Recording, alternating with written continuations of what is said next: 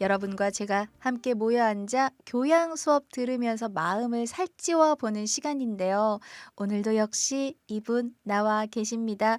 북칼럼니스트이자 작가, 열정적인 젊은 불자 박사님 나오셨어요. 어서 오세요. 네, 안녕하세요. 네, 박사님 한 주 동안 잘 지내셨죠? 네, 덕분에 잘 지냈습니다. 네, 박사님은 보통 하루 일과 어떻게 되세요? 새벽 4시에 일어나서 준비하고 네. 절에 가서 새벽 예불 하고 와. 108배 하면서 하루를 준비한다고 말씀을 드리고 싶습니다만 저 계속 반성하고 있었어요. 네, 아쉽게도 아침잠이 많아서 그렇게는 못하고 있고요. 네. 요즘에는 책을 준비하느라고 거의 대부분의 시간을 읽고 쓰는데 보내고 음. 있습니다. 거의 네. 앉아 계시겠네요. 네, 그래서 허리가 그쵸. 아파요. 작가님들의 고질병이 있으시더라고요. 맞아요. 관절이. 자, 그럼 그 하루 일과 중에 글 쓰는 거 말고 네. 그래도 좀 가장 행복한 순간이 또 있으실까요? 역시 맛있는 걸 먹을 때요. 아. 맞아요. 저는 일하다가 제가 정말 커피를 좋아하는데 네. 그 커피 한 모금 하는 그 순간 아, 행복해요. 좋죠. 예. 뭔가 작가님은 어떤 걸 좋아하세요? 저는 그냥 맛있는 건 다 좋아합니다. 네. 정말요? 네. 그래서 굉장히 하루에 행복할 때가 아, 많아요. 그럼 모든 순간 행복하겠네요. 그렇죠. 일단 하루에 3번은 야. 행복합니다. 삼시세끼는 꼬박꼬박 드시는 네, 걸로. 네. 자, 그럼 음식을 직접 좀 해서 드시는 편이세요? 아닙니다. 아. 저는 요리를 거의 안 하는 편이에요. 예. 집에서 뭘 먹을 때는 대부분의 식재료를 아주 최소한도로 아. 손질만 해서 먹습니다. 그러니까 뭐 오. 야채는 씻고 네. 자르는 거 정도만 하고요. 뭐 찌개나 국 이런 것도 뭐 이제 요리하시는 분들 보면은 막 이를테면 재료 넣는 순서도 지키시고 그렇죠. 양념도 뭐 하시고 막 그러시잖아요. 복잡하죠. 저는 그냥 대충 다 넣고 끓여서 아주 담백하게 먹습니다. 제가 아. 집에서 좀 즐겨 먹는 것 중에 하나가 토마토 수프를 많이 해서 먹는데요. 오. 그냥 재료를 다 넣고요. 어떻게 해요? 그냥 끓여요? 100% 토마토 주스를 넣고 그냥 끓입니다. 맛있겠네요. 맛있습니다. 네네. 아, 그러면은 지금 방금 알려주신 음식이 그 박사님만의 레시피네요. 아, 토마토 수프. 그렇죠. 정말 귀찮을 때는 그렇게 드시는 것도 괜찮은데요. 네. 사실 제가 얼마 전에 아주 그 요리를 잘 못하는 사람으로서는 큰 도전을 한번 오, 해봤어요. 어떤 도전이요? 동치미를 담가봤습니다. 아니, 김치를 담그셨다고요? 네, 네. 네. 이 아직 익히고 있는 중이라 성공 여부는 잘 모르겠는데요. 네. 이 알려주신 분께서 소금을 덜 넣는 것, 그렇게 해서 상하는 것보다는 네. 아예 많이 넣는 게 낫다. 아. 그러면 짜면 차라리 물을 타 먹는 게 낫다 하셔가지고 소금을 아주 너무 많이 넣었는지 지금은 아주 많이 짭니다. 나중에 이제 성공하면 말씀드릴게요. 네네. 아, 네. 궁금합니다. 네. 박사님의 첫 도전인 동치미. 자, 올 겨울에 맛있게 드셨으면 네. 좋겠네요. 봄 되기 전에 먹어야죠. 네. 자, 저도 집에 가서 무언가 김치를 한번 안 담궈 봐서 도전을 오. 해보고 싶긴 한데 네. 박사님 맛있었다고 하시면 네. 제가 레시피 드릴게요. 네, 그때 네. 레시피를 받는 걸로 할게요. 네. 박사님과 함께하는 2교시 교양 수업. 불교는 왜 나만 빼고 재밌는 거 해? 자, 그 4번째 시간입니다. 오늘 주제가 지난주에 말씀해 주셨죠. 음식. 불교 음식에 관한 주제를 살짝 기뜸해 주셨는데 네. 궁금해요. 네. 이 아무래도 불교 같은 경우는 채식이다. 뭐 이 정도밖에는 네. 정보가 알려져 있지 않잖아요. 그래서 이 불교도들의 음식에 대해서 오늘 제가 아는 데까지 네. 말씀을 드리려고 합니다. 정말 여러분들 평소에 그 궁금하신 점 많으실 거예요. 오늘 이 시간 통해서 제대로 풀고 가시면 좋겠습니다. 자, 그럼 박사님과 본격적인 강의를 시작하기 전에 노래 한 곡 듣고 돌아올게요. 윤현상, 윤보미의 노래입니다. 밥 한 끼 해요. 윤현상, 윤보미의 밥 한 끼 해요 듣고 왔습니다. 인연인가요에서 금요일 2부에 함께하는 2교시 교양 수업 1월엔 북칼럼니스트이자 젊은 불자 불교마니아 박사님과 함께하는 불교는 왜 나만 빼고 재밌는 거 해? 이제부터 본격적으로 강의 들어가 볼게요. 아무래도 불교를 떠올리면 고기를 먹으면 안 된다라고 많이들 생각을 하는데요. 가장 궁금했어요. 부처님께서 실제로 그렇게 말씀을 하신 걸까? 네. 라고요. 네. 이 부처님은 육식에 대해서는 음. 너그러우셨어요. 수행자들이 스스로 판단할 일이라고 생각을 하셨다고 해요. 네. 이 부처님이 육식을 제안한 건 그러니까 죽는 것을 직접 보았을 때, 그리고 음. 죽는 소리를 직접 들었을 때, 네. 그리고 나를 위해 죽였을 때, 그러니까 이를테면 제가 손님으로 갔는데 네. 당신을 위해 내가 토종닭을 한 마리 잡았어요. 뭐 이런 경우, 네, 네. 그런 경우가 안 된다, 그런 거 먹으면 안 된다고 하셨고요. 병들거나 다쳐서 스스로 죽은 고기나 남이 먹다 남은 고기는 먹어도 된다라고 음. 얘기를 하셨어요. 그리고 수행자가 병이 들어 생명이 이독할 때는 필요하면 고기를 먹어도 좋다. 이렇게 예. 말씀을 하시기도 했죠. 음. 근데 왜 이렇게 불교에서 채식이 중요하다고 얘기들을 하냐면 이 불교의 역사 속을 이렇게 살펴보면요. 명확하게 육식을 금지한 건 6세기 초에 중국 양나라 황제인 양무제가 네, 아. 채식을 해라 예. 했다고 합니다. 그럼 중국의 네. 영향인 거네요. 맞아요. 인도 그때 문화와는 상관이 없는 거네요. 네, 인도에서도 브라만교에서는 채식을 하는 분위기가 있었다고는 네네. 하는데요. 그렇지만 완전히 불교는 채식을 해야 된다고 이제 선언을 한 것은 양무제였고요. 아니고. 그때 단주육문이라고 하는 글을 이제 써가지고 예. 공표를 하신 거죠.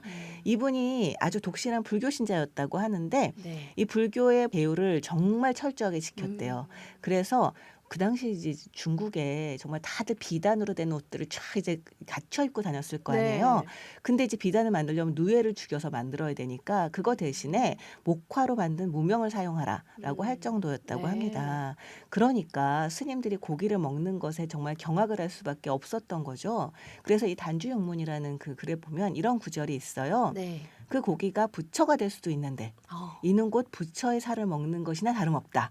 또한 그 고기가 승려들의 죽은 부모나 친구였을 수도 있는데 어찌 감히 그들의 살을 먹고 돌을 닦는다고 말할 수 있을 것인가. 와. 그렇게까지. 그렇게까지 와. 이렇게 얘기하면서 육식을 아주 강력하게 비난을 하고 네. 있습니다. 근데 당시에 중국이 워낙에 강력한 대국이었기 때문에 이 양무제의 명령은 중국의 영향 안에 있는 뭐 네. 중국, 우리나라, 일본까지 영향을 미칠 수밖에 없었던 거죠. 음. 또 한편으로는 우리나라는 산이 많잖아요. 네. 그리고 절이 산으로 많이 들어가게 됐습니다. 근데 이제 산으로 들어가게 되면 그 고기를 먹으려고 하면 직접 사냥을 할 수밖에 없잖아요. 그렇죠. 그렇게 되면 그건 부처님이 금하신 것이기도 하니까 아. 자연스럽게 채식으로 갈 수밖에 없었지 않나라는 네. 생각이 들어요. 살생을 하지 않아야 되기 때문에 아무래도 네. 환경적인 영향이 있었네요. 네, 네. 그럼 불교에서 음식 먹을 때 좀 중요하게 여기는 것들이 있을까요? 네, 사실은 채식보다 중요한 건 탁발의 정신입니다. 걸식이라고 하잖아요. 맞아요. 네. 과거는 탁발로서 맞아요. 네, 수행자들이 음식을 먹었잖아요. 네, 부처님 당시의 수행자들은 부엌을 따로 두지 않고 예. 끼니 때마다 마을로 음식을 구걸하러 내려가셨었거든요. 이 부엌을 두고 그 음식을 관리하게 되면 사실 여러 가지 문제들, 뭐 집착, 그러니까 내가 좋아하는 음식만 이제 사서 먹으려고 네. 한다거나 집착이 일어날 수도 있고, 근데 탁발을 하면 내가 원하는 것과 상관없이 정말 주는 대로 먹을 수밖에 없잖아요. 네. 그러니까 자신을 낮추는 아주 중요한 수행이었던 셈이죠. 그러니까 주는 대로 받고 주는 대로 먹는 그 과정에서 나를 내세울 틈이 없잖아요. 그래서 단순히 배고픔을 해결하게 먹는 게 아니라 이제 수행의 한 방법으로서 부처님은 탁발을 이야기를 하고 계세요. 그렇네요. 네, 그래서 당시에는 뭐 난 채식만 하겠어, 아니면 뭐 특정한 향신료는 빼고 먹겠어, 이런 걸 할 수가 없었어요. 그러니까 취향을 어떻게 내세울 수가 없네요. 그렇죠. 그냥, 이 네. 얻어먹는 입장에서 저는 고기는 좀 빼주세요. 뭐 오신채는 빼주세요. 이렇게 할 수가 네. 없잖아요. 이 탁발은 수행의 방법이기도 했지만 제가자들이 또 공덕을 쌓을 수 있는 방법이기도 했습니다. 예. 그러니까 당시 탁발이 굉장히 엄격한 규칙이 있었는데요. 그중에 칠가식이라는 게 있어요. 이게 뭐냐면 이제 밥을 얻어먹으러 이제 가면 차례차례로 이제 가잖아요. 예. 한 집에서만 다 받는 게 아니라 이 집에서 조금 받고 그 다음 집에서 받고 이런 식으로 가는데 7번째 집을 넘어서는 안 된다라고 하는 규칙이었습니다. 예. 근데 저는 이 규칙을 만들었던 그 설화가 재미있었어요. 알려주세요. 이 부처님이 어느 날 제자 2명한테 물어봤다고 해요. 너는 어디로 탁발을 가니? 이제 물어봤다고 해요. 그랬더니 한 명이 저는 부잣집으로만 갑니다. 이렇게 얘기를 한 거예요. 네. 그래서 왜 그렇게 가는데? 그랬더니 가난한 집은 자기네끼리 먹을 것도 없는데 근데 거기서 밥을 달라고 하면 또 신심은 또 돈독하신 분들이니까 아. 얼마나 부담스럽겠느냐. 그러니 사정이 넉넉한 집으로 간다. 이렇게 얘기를 했던 거죠. 네. 네, 좀 말이 되잖아요. 네. 또 한 명한테 이제 물어봤더니 그 제자는 저는 가난한 집으로만 갑니다. 이렇게 얘기를 한 음. 거예요. 그래서 왜 그렇게 했니? 그랬더니 이 생에 공덕을 쌓아야지 다음 아. 생에 잘 살 수가 있는데 가난하다고 해서 공덕을 쌓을 기회마저 빼앗아 버리면 음. 너무 안 되지 않냐. 부자한테 그런 네. 기회까지 뺏기는 건 너무 가혹하지 않냐. 이렇게 얘기를 한 거죠. 아. 이것도 일리가 있잖아요. 두 분의 말씀이 다 일리가 있어요. 맞아요. 음. 그래서 너희 둘이 말이 다 일리가 있다라고 하신 부처님께서 그럼 앞으로 가난한 집, 부유한 집 가리지 말고 받은 음식이 많건 적건 딱 네. 7집만 가라. 아 이렇게 얘기를 하신 정해 주신 거죠. 거네요. 네. 오. 그랬는데 이 네. 탁발 문화가 나중에 불교가 지리와 풍토가 다른 세계의 넓은 지역으로 퍼지면서 이게 안 되게 된 거예요. 어떤 음. 지역에서는 탁발 자체가 가능하지 않은 곳도 있고 막 이렇게 된 거죠. 그래서 탁발이 어려운 지역에서는 뭐 부자나 권력자가 사찰에 기증한 재산을 바탕으로 식생활을 해결을 하게 됐는데요. 아. 그러면서 사찰에 공양간이라는 게 생겨나게 아 됐습니다. 그래서 절밥이라고 이제 우리가 흔히 네, 생각하고 먹을 수 있게 된 거네요. 맞아요. 아 이 절밥이 사실 정말 뭐 특별하게 조미료가 들어간다거나 맛있게 무언가를 하지 않았는데도 맛있어요. 맛있어요. 그냥 맛있어요. 나물만 집어 먹어도 맛있어요. 아 어떻게 하다가 이제 이렇게까지 사찰 음식이 발전을 하게 된 걸까요? 네. 사실 지금은 사찰 음식이 고급 음식 장르로 여겨지고 예. 있잖아요. 뭐 무슨 건강식도 네, TV에 있는 무슨 요리 네. 프로그램에도 나오고요. 나오고요. 근데 사실 사찰 음식은 소박함 그 음. 자체였습니다. 이 불교의 한 종파인 선종의 경우에 일하지 않는 자는 먹지도 마라. 라고 하는 그 네네. 문화가 굉장히 이제 발달을 했어요. 그래서 노동을 중요하게 생각을 했는데요. 또 한편으로는 조선시대 당시에 숭유억불이라고 해서 불교를 또 억압을 했잖아요. 그쵸. 그러다 보니까 이 사찰로서는 당시에 있었던 가난한 백성들과 서로 경험을 나누면서 아, 뭐가 좀 먹을 만하냐. 어떤 음. 식재료는 어떻게 요리하면 먹을 만하더라. 이런 정보들을 나누면서 얼마 안 되는 식재료로 어떻게 먹고 살 수 있나 이제 궁리를 할 아. 수밖에 없었던 거죠. 네. 그러면서 지혜가 쌓인 거예요. 오. 그런 지혜들이 면면이 이어진 게 지금의 사찰 음식이라고 보면 될 것 같습니다. 음. 그래서 저장식도 발달을 네. 했어요. 뭐 된장, 고추장 같은 장류, 아 뭐 장아찌, 많죠. 절임. 네. 이게 사실은 정말 먹고 살기 위해서 이제 지혜를 짜내다 보니 그렇게 된 건데 너무 음. 맛있죠. 너무 맛있고요. 네, 그리고 네. 우리가 평소에 접하지 않는 식재료 그리고 그걸 음식으로서 만들지 않는 그런 과일 종류 저는 참외장아찌를 먹고 감동받아 가지고 아니 나는 그냥 깎아만 먹었는데 이걸 이렇게 맞아요. 장아찌로도 만들어 먹을 수 있구나. 아 정말 지혜가 대단하시다. 그래서 박수도 치고 맞아요. 불교의 그랬는데요. 지혜가 음식에서도 빛을 예. 발하고 있죠. 아 이렇게 네. 또 맛있는 이야기 하니까 자연스레 침이 네 나오는데요. 이쯤에서 노래를 한 곡 어서 들어야겠습니다. 네. 허밍 어반 스테레오의 노래 샐러드 기념일 듣고 올게요. 허밍 어반 스테레오의 샐러드 기념일 듣고 왔습니다. 자, 우리가 오늘 사찰 음식에 대해서 얘기를 나눠보고 있는데요. 그런데 제가 알기로는 사찰 음식 만들 때 들어가면 안 되는 재료가 있다고 알고 있어요. 네네. 오신채 혹은 오훈채라고 하는 이 강한 자극이 있는 예. 채소인데요. 음식에 대한 욕망을 불러일으키고 혈기를 왕성하게 해서 수행하는 데 방해가 되고 음. 또 이제 몸과 입에서 냄새가 나서 공동체 생활을 불편하게 한다라면서 금지 식품이 아. 됐습니다. 파, 마늘, 부추, 달래 그리고 흥거라고 하는 희고 마늘 냄새가 나는 이제 예. 채소가 있다고 하는데요. 이렇게 5가지를 어. 이야기를 합니다. 그럼 이 오신제가 부처님께서 말씀하신 건가요? 아니면 어떻게 하다 보니 부처님이 말씀하셨다고도 하는데 사실은 그 뒤에 이제 결정이 된 게 아닌가 하는 생각은 들어요. 음. 이게 아무래도 이제 수행을 하고 공동체 생활을 하면서 과정 그 안에서 경험상 네, 네. 아, 이걸 먹으니 이렇더라. 이런 어떤 경험이 쌓여된 게 아닌가 싶은데요. 아 저 같은 네. 경우는 사실 요신체 얘기하면서 보통 기운을 승하기에 수행이 안 좋다. 뭐 이런 얘기들은 많이 들었는데 공동체 생활에 지장을 줘서 그렇다는 얘기는 저도 이번에 처음 들었어요. 예. 이 불교에서는 공동체를 진짜 중요하게 생각을 합니다. 그렇죠. 그래서 이제 공동체의 화합을 깨는 것을 아주 중죄라고 보고 엄격하게 다스렸는데요. 이 먹는 것에서도 그 흔적이 있었던 네. 거죠. 일리가 있는 것 같아요. 네. 네. 근데 정말 신기한 게 그래서 결국 절 김치에는 파마늘도 안 들어가. 뭐 젓갈도 안 들어가. 네. 근데 왜 맛있죠? 그게 늘 의문이에요. 맞아요.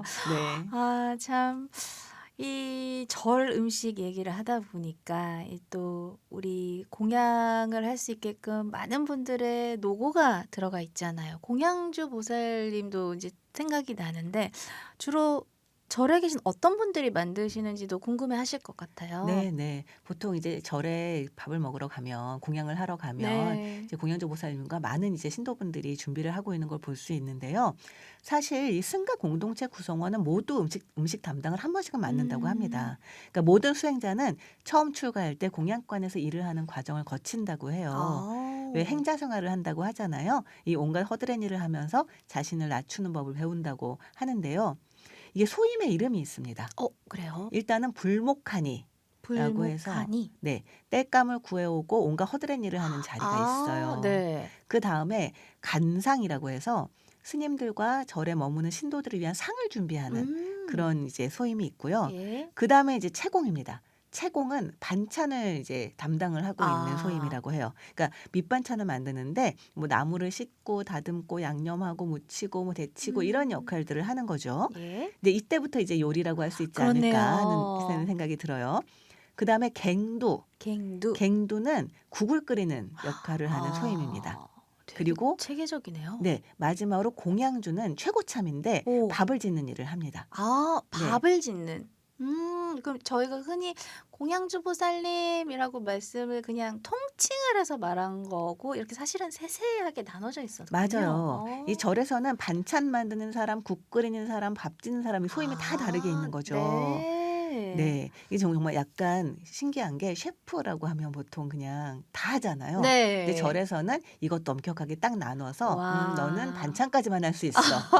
밥은 최고 참여할 수 있어. 네. 약간 이런 식으로 결정을 해놓은 겁니다. 네. 재밌네요. 그 중에서 이제 말 그대로 정성과 실력이 필요한 음식들이 주로 비구니 스님들을 중심으로 전수대가 내려오면서 네. 현재의 사찰 음식이라는 장르가 자리를 잡게 된 거죠. 와, 그동안 제가 그냥 먹었네요. 한 사람이 만든 게 아니라 모두에게 많은 고마울 분들의- 따름입니다. 그렇습니다.